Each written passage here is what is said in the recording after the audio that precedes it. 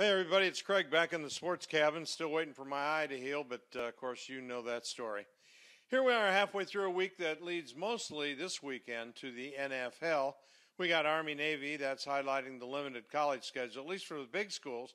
Of course, Sam Houston State and James Madison play in one of the FCS playoff games.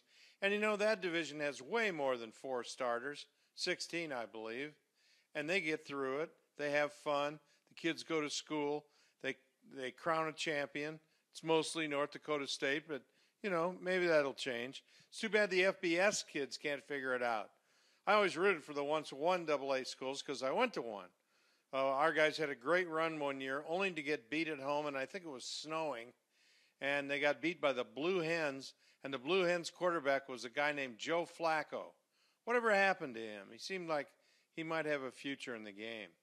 You know, I heard the Texans' day off was special. They said goodbye to defensive back Charles James. Remember, he was the man of the hour on HBO a couple of years ago. He was also the guy who slipped in the game against Green Bay and allowed Green Bay's winning touchdown to score.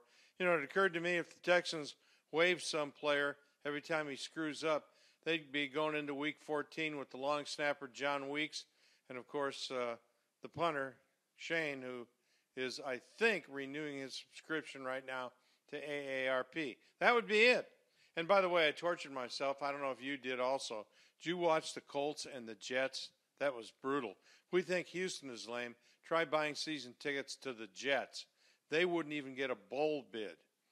And finally, I want to congratulate Al Horford. He was great for the Celtics by blowing what would have been the game-winning shot, a wide-open layup against the Rockets on Monday night. The Rockets end up winning by 1. I don't know. I chased Horford's dad, Tito, all around Houston, all around Baton Rouge, all around Miami. He was the one major recruit that Guy V never, ever got.